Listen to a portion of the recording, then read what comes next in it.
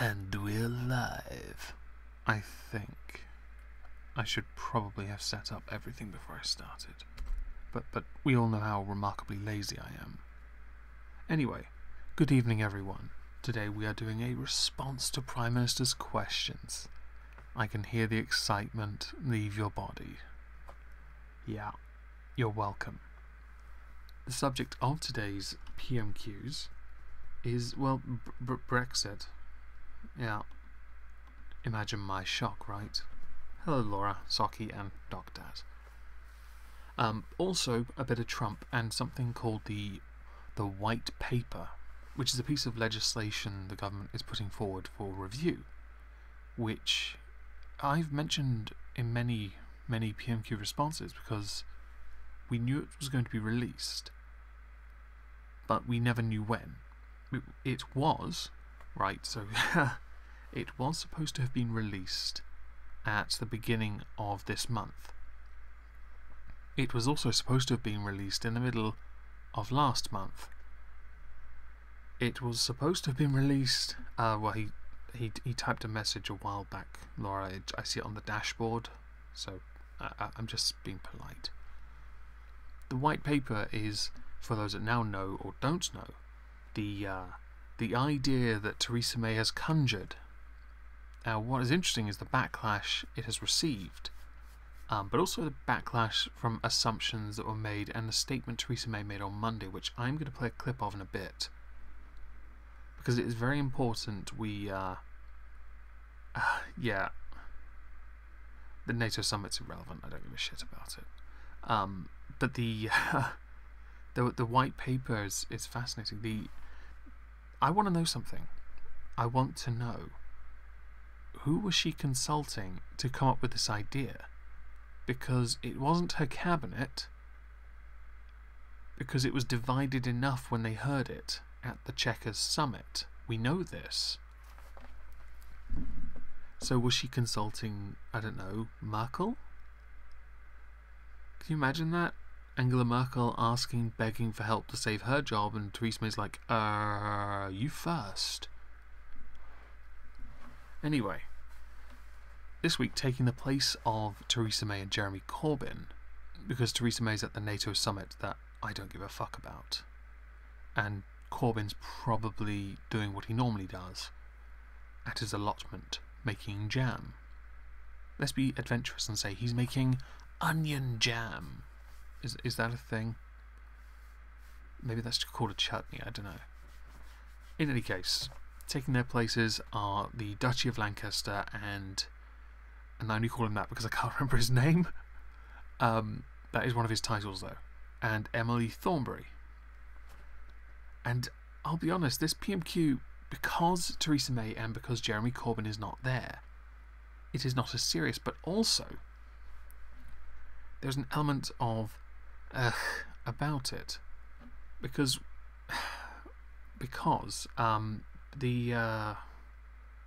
what is it? Oh yes, because the White Paper came out today, and during PMQs yesterday they didn't know. So some of the questions Emily Thornberry asks, I have the answers for, and all of you do too, because I took the liberty of reading the 108-page document. Yay.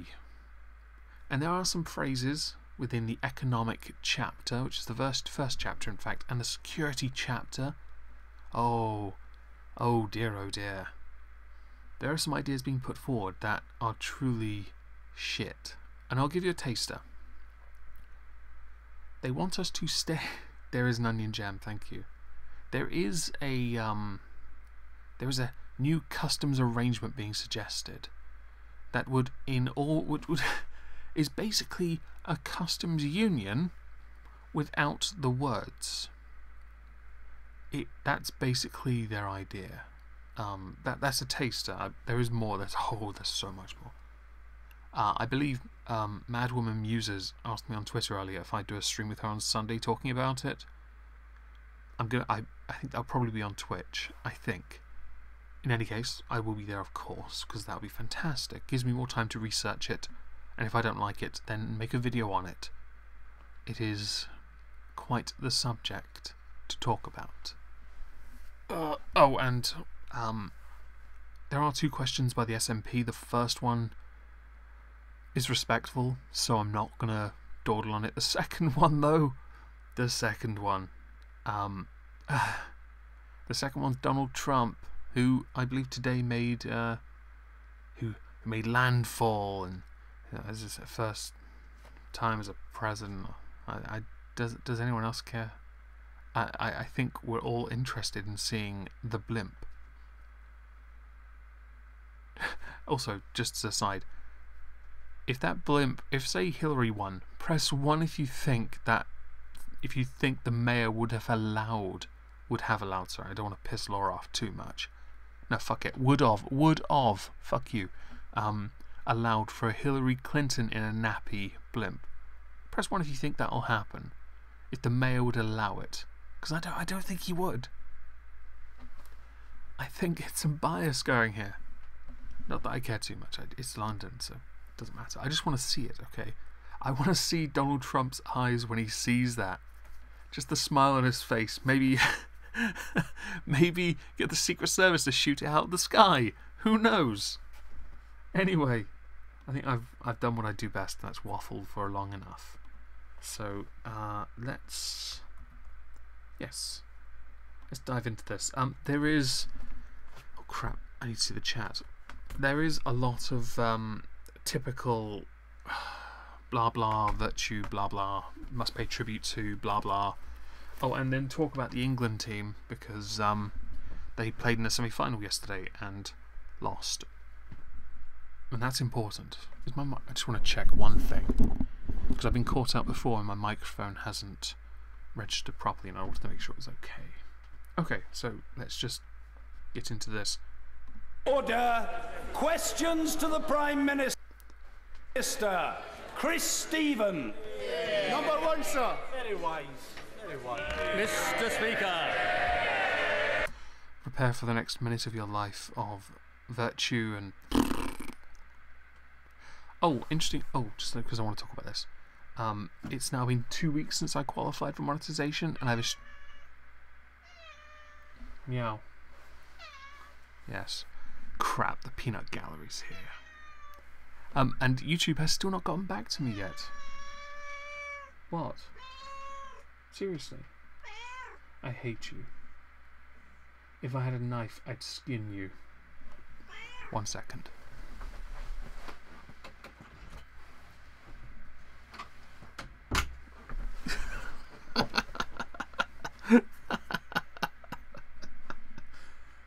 She's not my cat.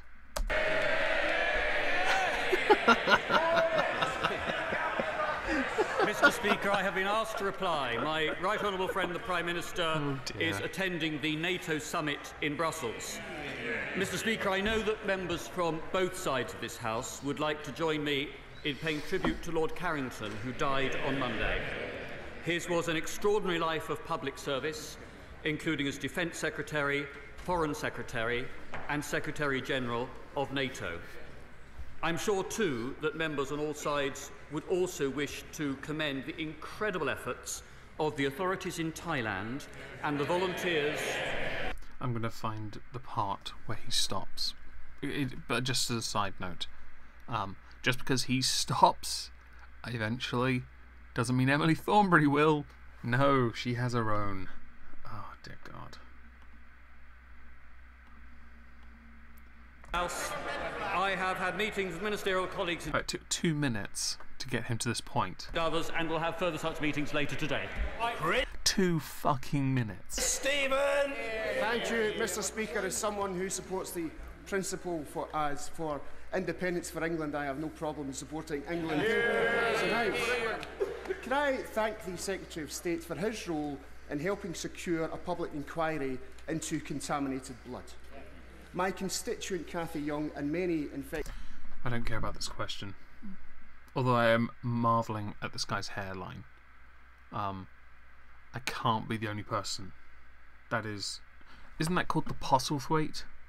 If anyone doesn't know, and I'm not trying to insult him too much, but Postlethwaite was an actor, and before he passed away, now he's a dead guy. But he had hair. I think he had a full head of hair, but there was a gap between his hair around the side of his head and the top. Yeah, creating an island, which this guy's got. I don't know what to say to that. They're a little tough though. Team. Else it needs. Alright, let's get to Emily Thornberry. Let's get to Emily Thornberry. Come on. Honourable Member for Islington South and Finsbury, I should mention that we're very fortunate today to be joined in the public gallery, one of our galleries, by 2 members of the Osmond family. Oh, for fuck's sake. Unless they're going to start singing, I don't give a shit. Forces and... Alright, so before the Duchy gave way to then have Thornberry ask her first question, he indicated he'd give her a flag, an England flag. She managed to, well enough, deflect by pointing out she was going to some serious thing. I don't care. Some ceremonial bollocks. I may know very little about football, but even I can see that England's progress... Oh, and... if you guys like your cringe, yeah. so far at the World Cup shows what can be achieved when all the individual players work effectively as a team.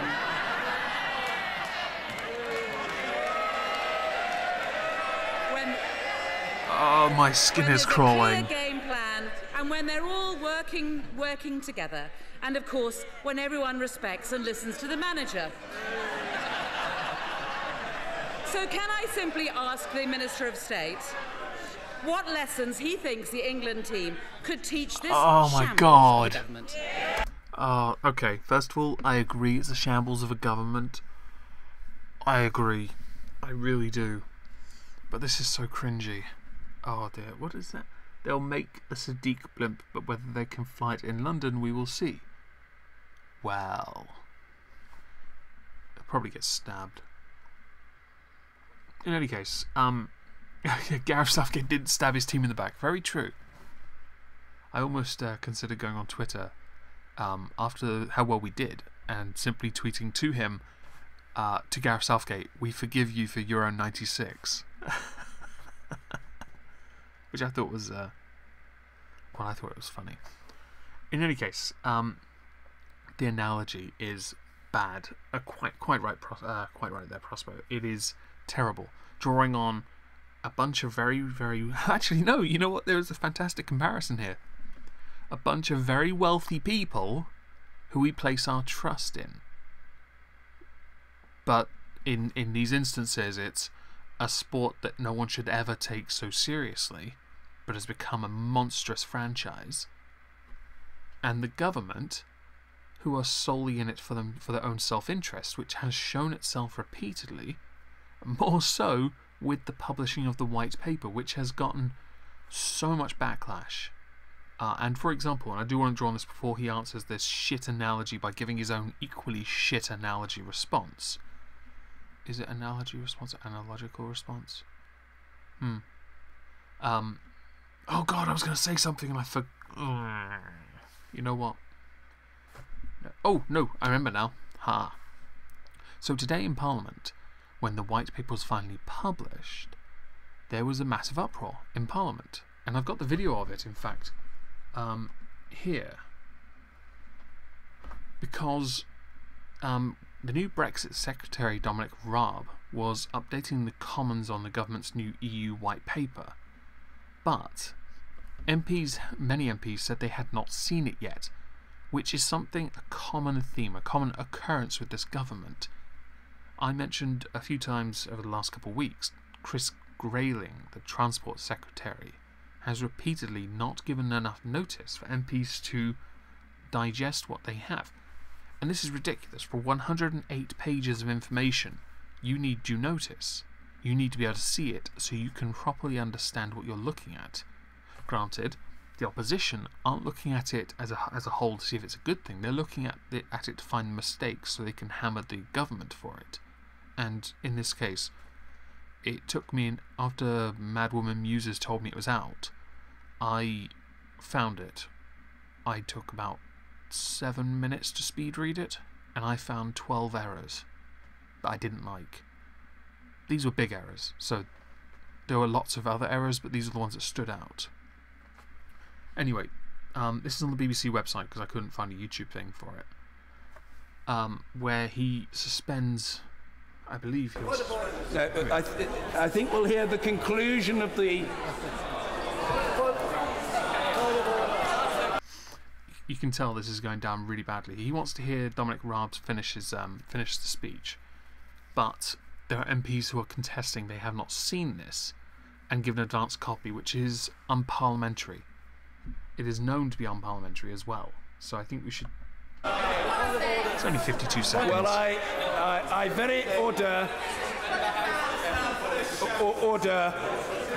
Can I say to the Secretary of State? I think we should suspend this. Order. I say to the Secretary of State that it would be very unseemly, discourteous to him and to the members of the House for his statement to be delivered while copies are being distributed. I will therefore suspend the sitting of the House for 5 minutes. There have been occasions, and I'll go back to this, there have been occasions over the last few months where I've caught committee meetings, select committees.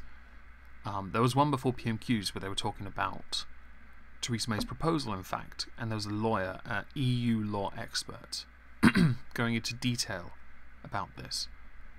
But on the subject of the omitting of information or giving due notice, it has cropped up quite a lot actually with Theresa May's government. I don't recall it happening much with David Cameron, but I know why. Because the government wants to give the opposition as little time as possible to understand what they've got. However, since the white paper equally pisses off a number of conservatives, I think even Jacob Rees-Mogg, he saw it when he finally did, and he said this was actually it flew in the face of Brexit. It did not support the will of the people at all, and we will get to it, I promise. Oh, so now let's get to the shit analogies and cringe. Mr. Speaker, I think that the England team does teach some good lessons, which is about the importance of having a clear plan. And they do a fantastic job at running out of steam at the wrong time. Which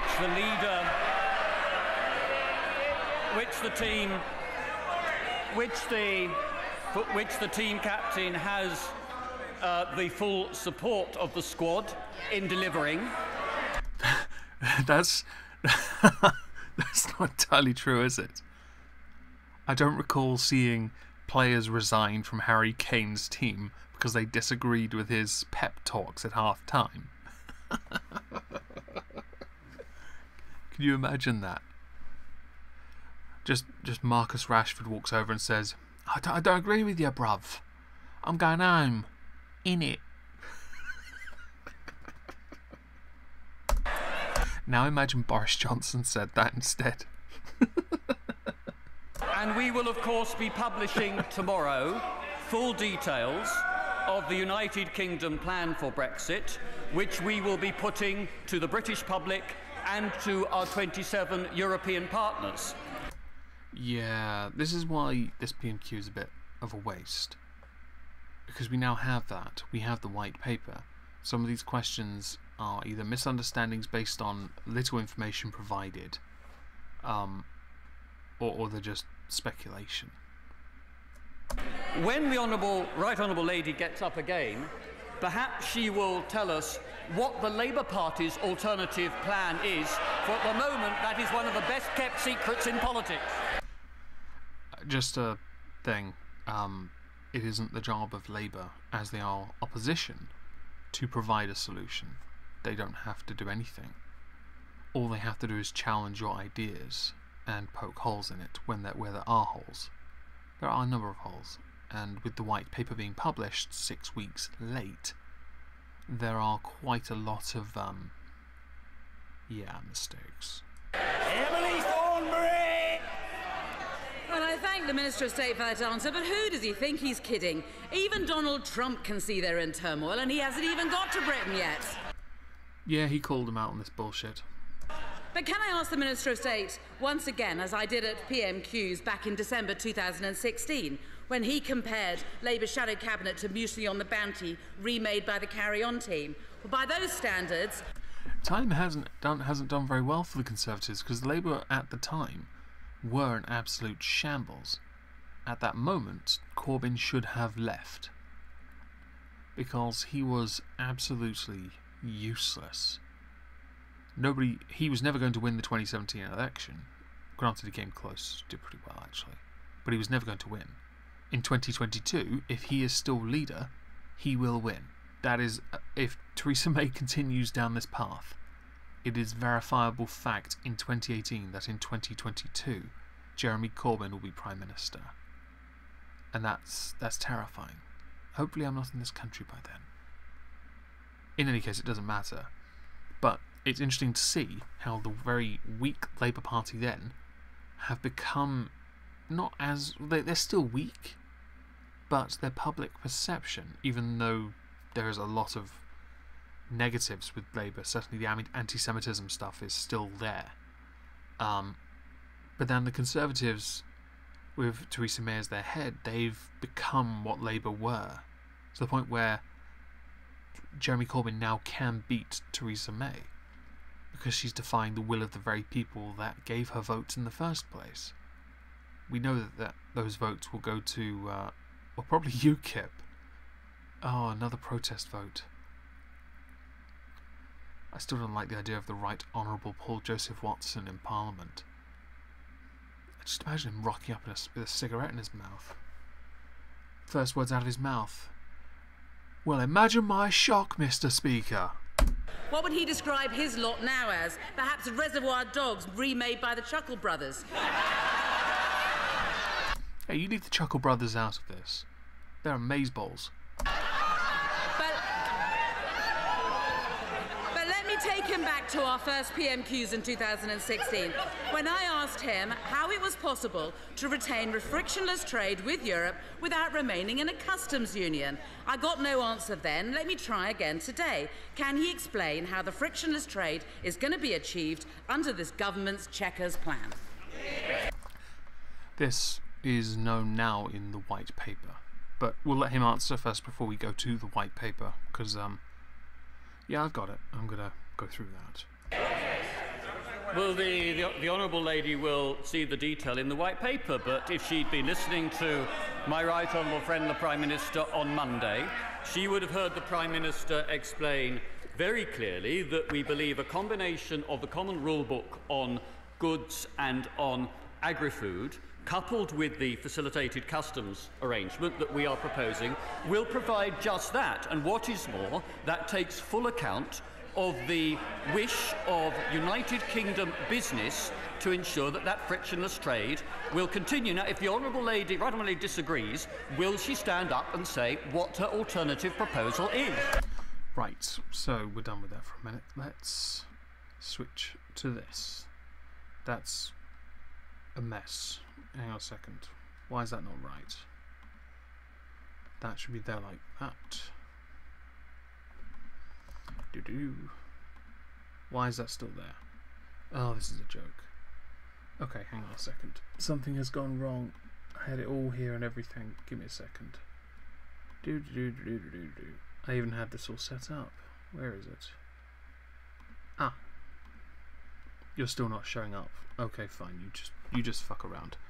Fine. Earlier on I had this all set up with the white paper in the middle of the screen there, but instead it's fucked up the window capture. Fantastic. So instead, what do I do? Let's try and create another one, because screw it. I do apologise, but I wanted to show this properly. Window capture.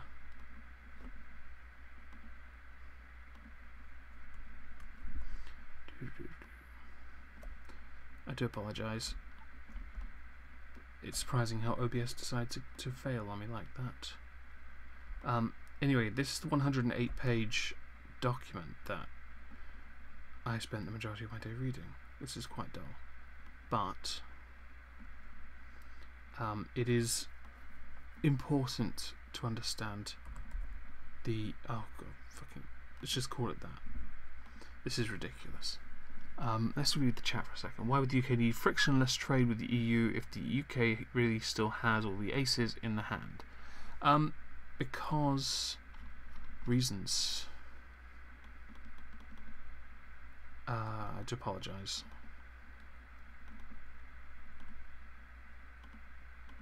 Right, there we go. You should be able to see this now. Yeah, you can. Fantastic. Right. So this is... Yeah. I love, by the way, on this, it has a copyright license thing on it. We're just going to ignore that and carry on. The foreword by Theresa May. I know I read this, and this seems very optimistic when I read it. So I'm going to read it anyway, because reasons. So, in the referendum on the 23rd of June 2016, the largest ever democratic exercise in the UK, the British people voted to leave the European Union. And that is what we will do. Leaving the single market and the customs union, ending free movement and the jurisdiction of the European Court of Justice in this country. Leaving the common agricultural policy and the common fisheries policy, and ending the days of sending vast sums of money to the EU every year. There are 3 lies in this already. It says that we will leave the customs union. Well, that's a lie. We will end free movement. That's also a lie. And the common fisheries policy, well, that's also a lie. The common agriculture policy, I think, is partially a lie as well. Oh no, there's 5 lies. Sorry, all of it was bullshit. It sounds like everything everyone wanted, those that voted leave. These are the key things. Okay, we will take back control of our money, laws and borders. Pfft, we already had control of our money, laws and borders. We just had to obey other ones that were imposed upon us if they were of a higher standard to our own laws. And begin a new exciting chapter in our nation's history. Not if you're the Prime Minister. Fucking hell. Now it falls to us to write that chapter.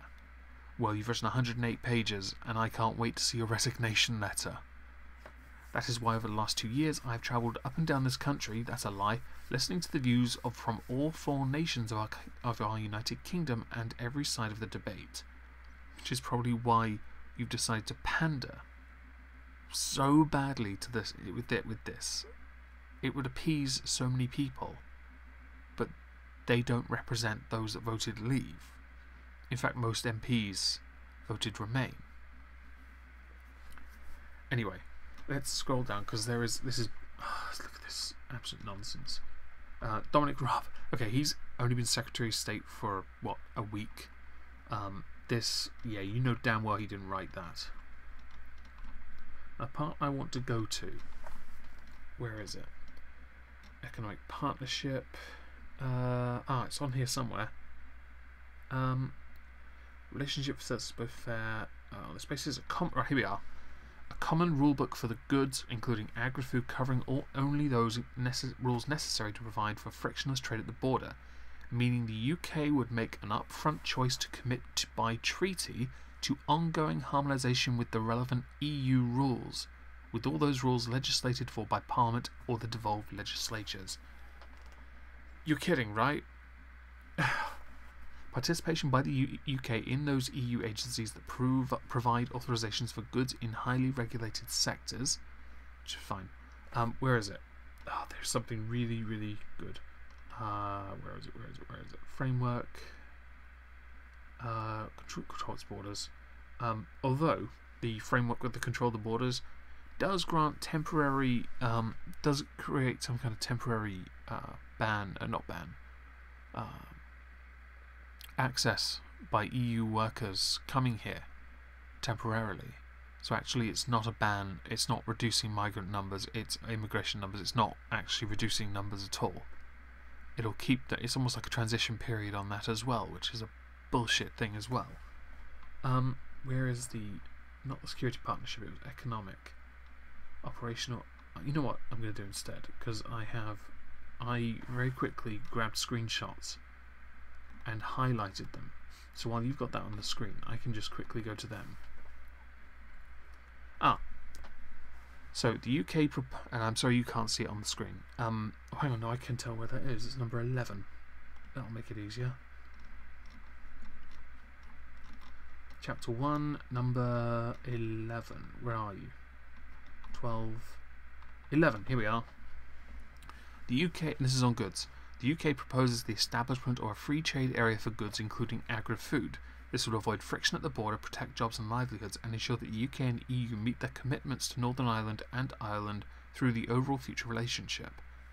The UK and the EU would maintain a common rulebook for goods, including agri-food, with the UK making an upfront choice to commit by treaty to ongoing harmonisation with EU rules on goods, covering only those necessary to provide for frictionless trade at the border. The common rulebook will be legislated for by the UK Parliament. Now this intrigued me because it made me wonder whether that meant we would only have to abide the EU rules for goods going to them, or whether we would have to abide the rules for the whole thing, as in trade outside the EU. And I did some digging and found out it meant outside the EU as well. Fuck's sake. What was the other one? Number 14, right. Let's go to number 14. No, that's not it. No, maybe it is. Yes, it is. Okay, so the UK's proposal is to agree to a new FCA, Facilitated Customs Arrangement, with the EU, which is basically a customs union in all but word. In all but name, it is a customs union.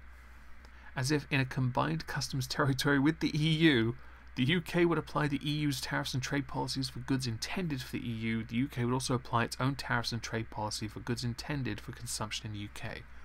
By the way, a group of people that will be deciding on disputes between us and them, yeah, be a bunch of EU judges, and consequences would include us being sanctioned if we don't obey that. Basically, the EU can make up the rules, and we have no say on how they are created. It's basically like being a member of the EU, but at least in the EU you had a say on it. It's almost like Theresa May wants us to actually just stay in the EU, because that's what all of this says. I bet in here there is some kind of hostage note with Theresa May begging for sweet, sweet death. Honestly. And yeah, it sounds like Norway, but it's worse. It's been dissected already by a number of people. It is a far worse deal than what Norway has. And I can actually pull up something. Here we are. This is the. Oh, I was watching this earlier. Theresa May giving her speech on Monday about this, along with Corbyn's response, because his response is basically the whole government's a shambles, and either they get their act in order or make way for someone who will actually deal with it. Even though his solution is to pretty much remain in the EU, which is kind of against the people. Anyway, we won't go through all of this, but she will be explaining some things of interest, and I do want to let this stupid tart explain herself a little. Mr. Speaker, on Friday at Chequers, the Cabinet agreed a comprehensive and ambitious proposal that provides a responsible and credible basis for progressing negotiations with the EU towards a new... I still want to know who you approached and who you sat down with to come up with this idea. We know it wasn't your cabinet. We know this. So now I want to know who you, Theresa May, because the buck now definitely stops with you. Who you were talking to get this idea off the table. Because you know what sucks when people leave office? Is all that dirt that comes out when they leave, especially if they've been colluding with someone. I'm not tinfoil hatting this, I'm just saying, if she hasn't been talking to anyone, I'd put money on it being a German minister. New relationship after we leave on the 29th of March next year. It is a proposal that will take back control of our borders, our money and our laws. It's interesting you say civil service. It's interesting because I don't think that's who conjured this one up. I really don't. This idea is so bad, I wouldn't even want to blame the civil service for this one. Yeah. But do so in a way that protects jobs, allows us to strike new trade deals through an independent trade policy, and keeps our people safe and our union together. And creates the United Kingdom colony. Before I set out the details of this proposal, I want to start by explaining why we are putting it forward. Because you've run out of ideas. You ran out of decent ideas, which you never had to begin with. For God's sake, the backdoor thing and backstop idea and the other customs partnership bullshit. You had no ideas.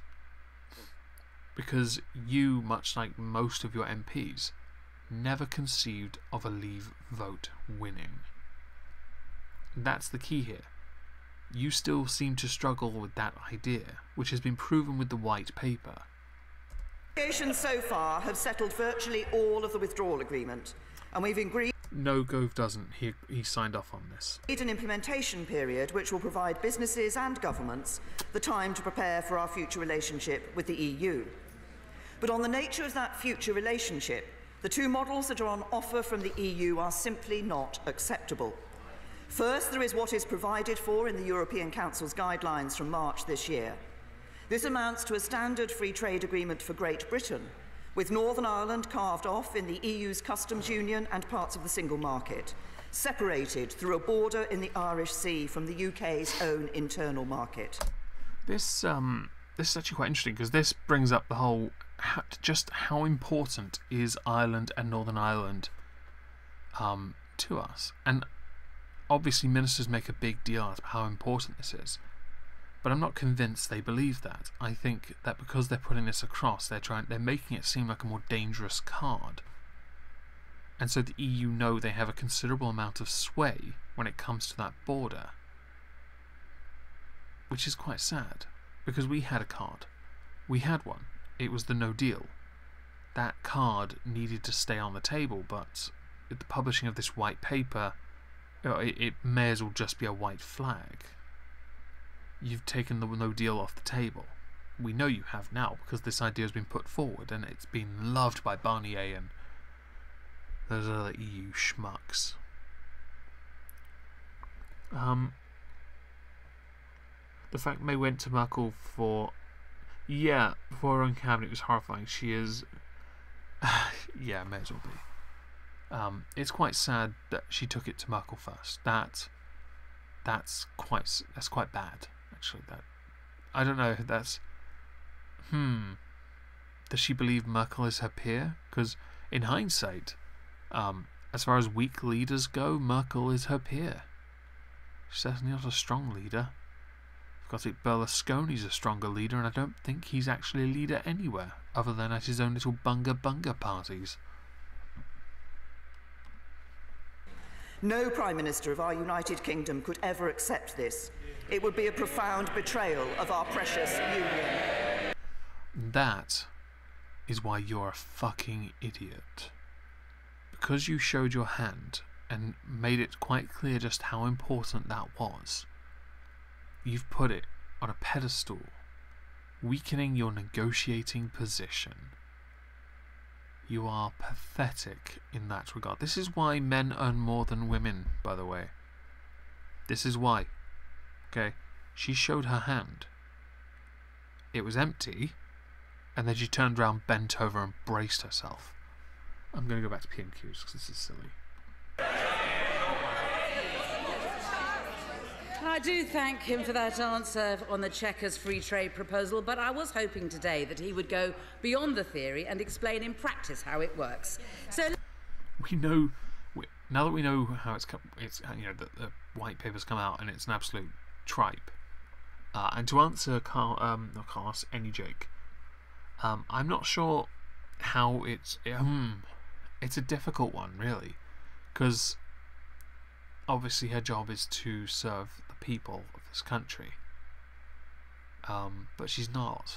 She's serving a clear vested interest in the EU, giving anyone outside this country what they want, and that makes her a weak leader. There are a lot of people who make a big deal out of how we've not had many women leaders, but right now you need to be more like Maggie Thatcher, who actually, if you think about it, unlike her successors, she is, for the longest time, I don't think any other Prime Minister has been as strong as her in the with regards to the EU especially, because she made them her bitch. She actually did.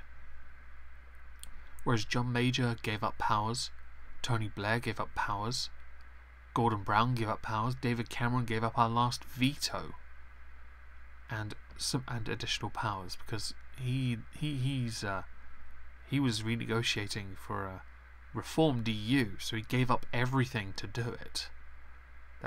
That's on par with Gordon Brown selling off our gold at the lowest possible value. And then you've got Theresa May, who, well, I don't know what she is, but she's not even weaker, she's not even stronger than the weakest Margaret Thatcher. God's sake, Gordon Brown's stronger than you, and he was only in term for, what, 2-3 years? It doesn't matter, I guess. Let me check one specific but important point for the Chequers proposal. Exactly, Carlos. The Chequers plan, the white paper, actually gives away powers. And I believe I have a number of articles I pulled up. Where is it? Load. Right. So in that white paper, we also will remain a part of the Human Rights Convention, so we won't be drafting our own British Human Rights Act, which is a treaty that we're if we didn't stay in it, it would jeopardise a security deal according to the EU. Where is it? There was also where was it? EU judges will get EU judges will get a say, and UK will follow Brussels rules but have no influence on the rules that Brussels implements. And if we don't, then judges will then decide our fate. Dun dun dun. What a load of crap. Where is it? Close all these tabs. There we go. Close, close, close. Oh, you're just going to freeze now. Okay, fantastic. You freeze, that's fine. Let's continue.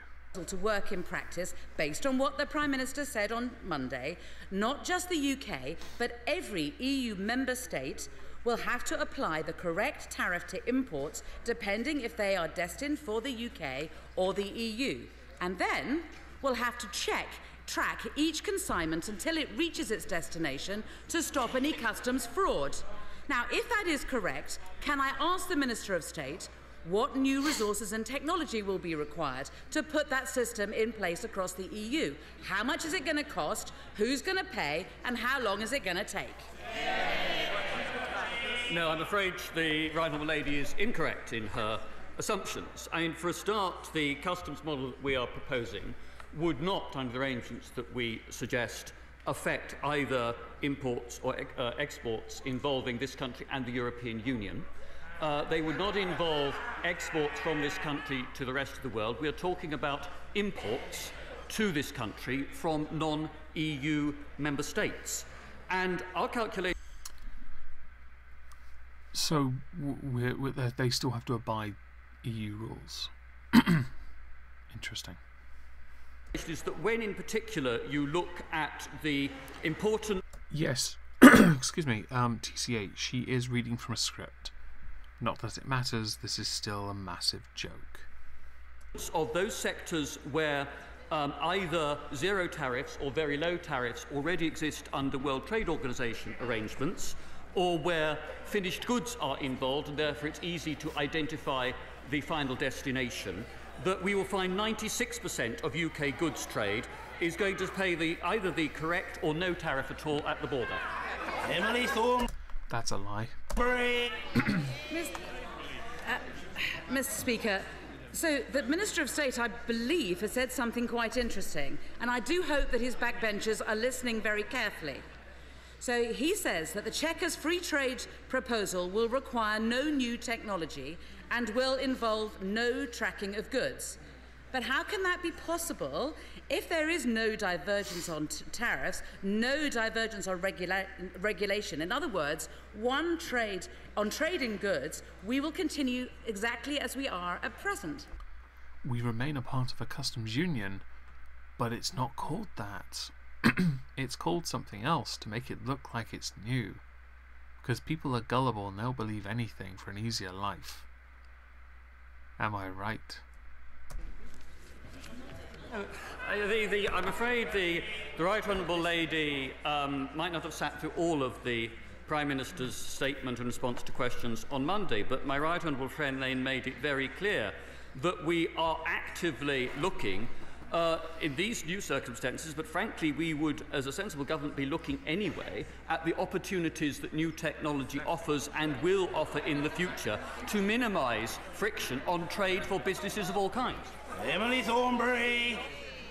So, remaining a part of the customs union would be the easiest way out. I bet you wish the Prime Minister hadn't outright ruled being a part of it. Although I still just think we should leave it all together. Leave all of it. Walk away and say, right, you now hold us to ransom over Northern Ireland and Ireland. We're going to hold you to ransom over that 39 billion you want so much. The Minister of State cannot answer these simple questions of detail because he cannot admit the truth.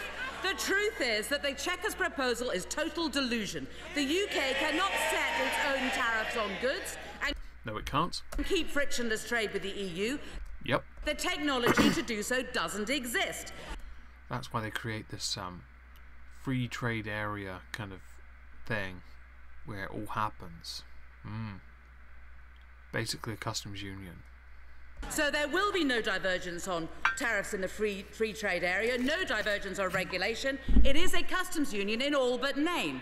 But, Mr. Speaker, it does not cover our service industries because the government claims that this is the great area of potential to negotiate trade agreements with the rest of the world.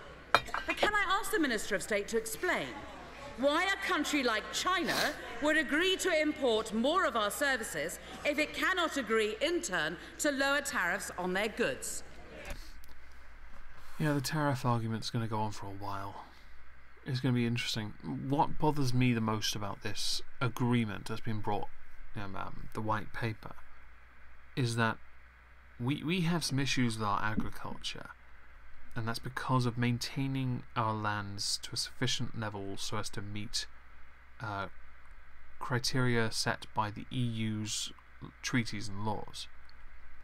Our land, for the most part, is too acidic, and EU laws make it very hard to maintain your land or be able to maintain it so it continues to provide or produce a good yield, either of crops or of animals, because obviously they need something. And it's quite interesting that we're still going to obey that when we know there's a better way, but we can't do it because it means going against the EU law. Now, I'm not so bothered about things like importing chicken from America that's washed in chlorine or whatever that bullshit is that keeps getting mentioned. As long as it's southern fried, I don't really care. Yeah. And with the vegan logo on, because I want to feel like I'm helping the world. Yeah, I have nothing else to add to that. Screw it.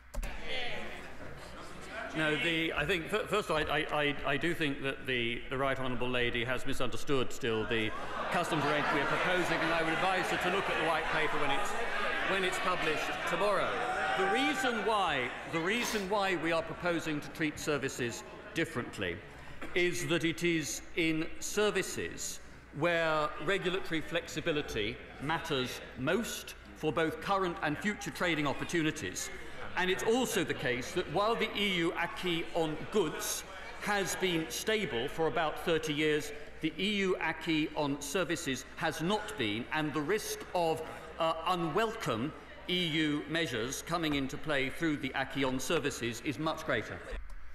It's basically like saying, well, we've got all these things in place, but the history, we just don't want to be a part of it. So will make up new things and make them sound like they're new, but actually they are the same as the systems that already exist, and therefore we will essentially remain a part of it, but have little to no influence on what they say. I wonder how many more times I can rephrase, "It's a fucking customs union."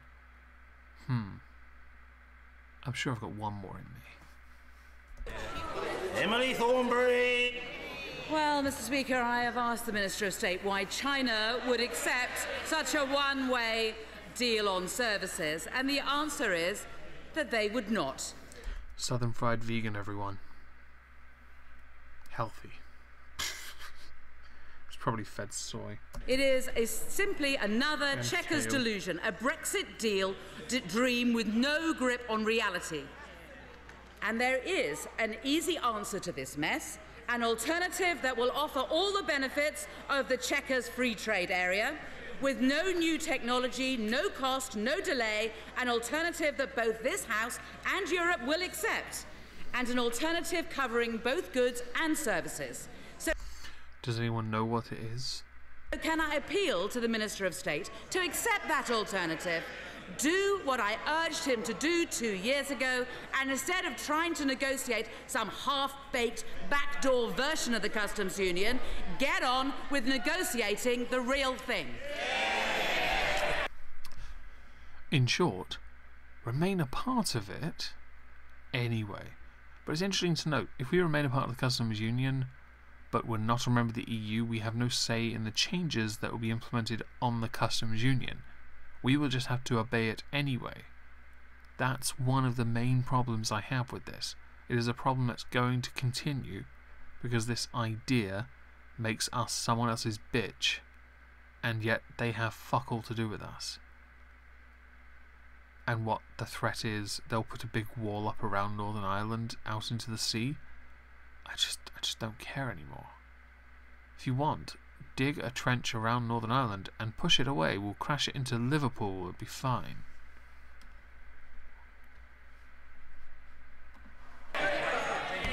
Mr. Speaker, again the Right Honourable Lady keeps silent about what the Labour Party is actually proposing.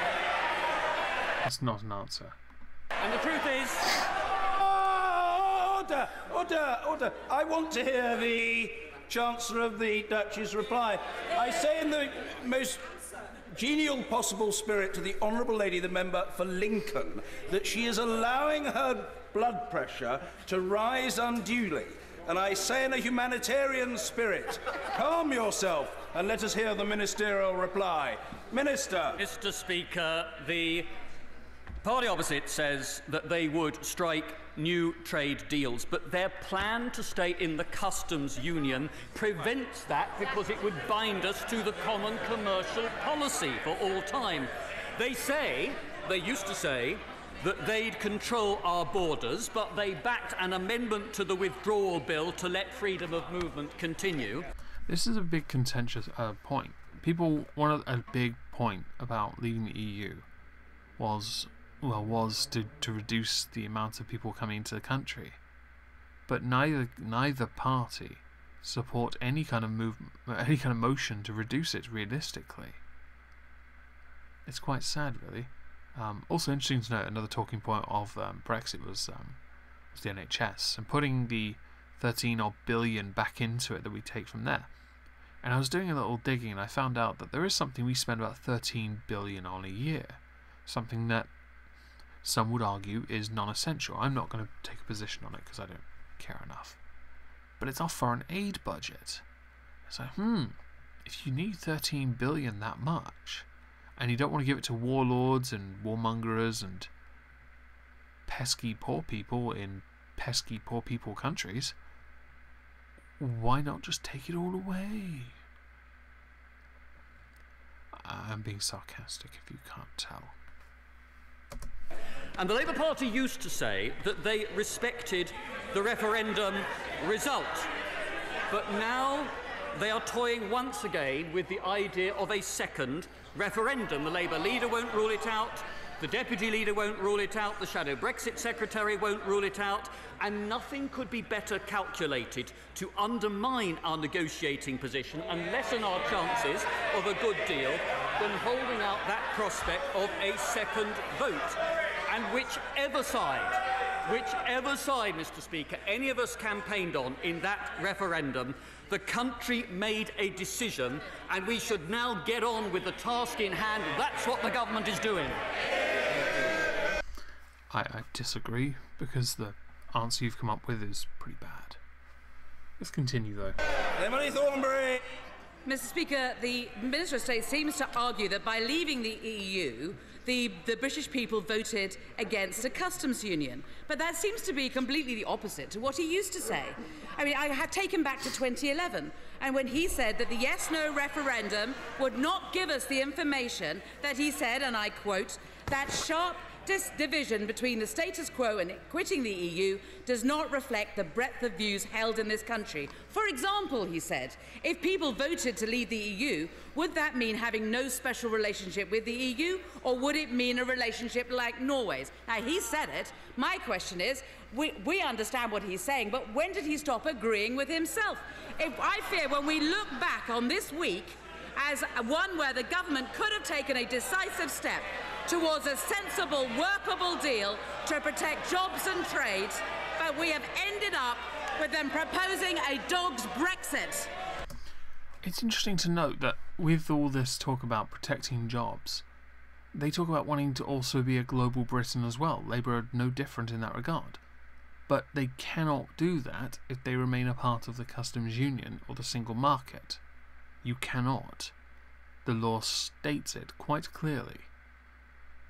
So it's all very good poking holes, but you don't have a leg to stand on. Which will satisfy no one, which will not fly in Europe, which will waste the next few weeks and will take us infinitely closer. The Chancellor of the Duchy. Thank you. No, I think we've heard it. I think we've heard... Order! Order! To be fair, Order! To be fair, I think we've heard it, and we've heard it fully, and that's absolutely right. The Chancellor of the Duchy. Mr. Speaker, I mean, the Right Honourable Lady gave away her misunderstandings. Her question seemed to imply she thinks Norway is actually in a customs union with the European Union. It's not. What we have on the table from the government is... It's nice to be able to fob things off for a minor misunderstanding. Although I think that might be intentional. I feel a bit sorry for the Duchy of Lancaster, because it clearly hasn't been given enough information to go by on this. All he can do is simply reply with, but what would you do? Because at this moment in time the white paper has not been published, and he is not at liberty to discuss what is in it. Is a comprehensive... The Speaker isn't necessarily incompetent. He does do a pretty good job at the moment still. He still manages to maintain order, so he is incompetent to an extent, but he does okay. I wish if he had a gavel, maybe he'd be a bit more imposing. Although if he held a gavel, it would look like he was walking around with a warhammer. Set of proposals that we believe will deliver for British business in terms of frictionless trade, and will deliver on what people voted for in the referendum to restore to this House control of our laws, control of our borders, and control of our money, and to achieve a new... Which is everything this new agreement does not do. ...security partnership with our European neighbours that it is in the interests of every European country to achieve. That is something which the Right Honourable Lady should get behind us and support and work in the common interest instead of carping from the sidelines. Andrew Rosendale! Yeah. As you can see now, this was not... It was not the most productive of PMQs. It was kind of pointless. But I will skip ahead a little to take some heart from the fact that to the second question. The leaders... Right, so we're going to do this question because this one is like so important. Blackfoot, Speaker, can I thank the Minister for his response? Anniversaries such as these should remind all of us of the dangers of extreme bigotry. The world that we live in today is a dangerous one. Tomorrow, the President of the United States of America will regretfully have the red carpet rolled out for him by this Conservative government. But from the public, the welcome will be far from warm. With protests planned across Scotland and the United Kingdom against President Trump's abhorrent policies. By the way, while he's doing this, he's doing that paper tapping thing he does. Just thought I'd let you know. And dangerous rhetoric. Will the Minister follow the SNP's lead and challenge President Trump on his abysmal record on human rights, his repugnant attitude towards women, and his disgusting treatment of minorities? His abysmal human rights record? What the fuck are you talking about? And he has a reasonable view of women. They're objects. And minorities? Have you seen the number of people trying to cross the border?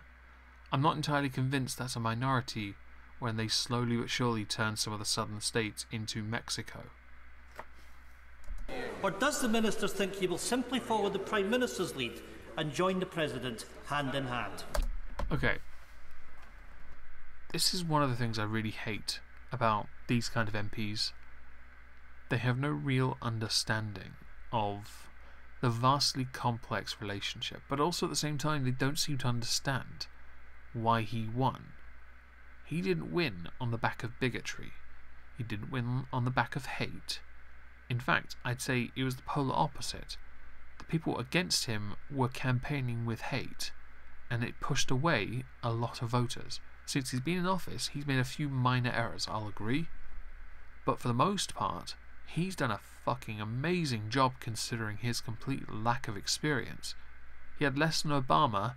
Obama had some in Senate and was shit. I know there are some that really like Obama, but go fuck yourselves. Obama was shit. He won a Nobel Prize for half his skin colour. Anyway, I'm done with this. Fuck it. I'm done. If you guys have any questions about PMQs, feel free to ask them now. If you don't, then I will end now. So what they don't do what you do in public. Yeah. Read the chat. In other words, the PM will be polite with Trump or kick him in the nuts. Gee, let me think. Well, Theresa May won't. She'll say things and he'll fob her off. If we're lucky, he might throw some starburst at her, which would be fucking amazing. I think it would anyway. I do apologise for the coughing, by the way. Okay, so there's no questions. Brilliant. With that, then I'm going to end this. If I remember correctly, soon will be the... oh, sorry. Sorry. Do you think it should be Prime Minister speaking, you know, PMS? Yeah. Do we know if Trump will visit Parliament itself?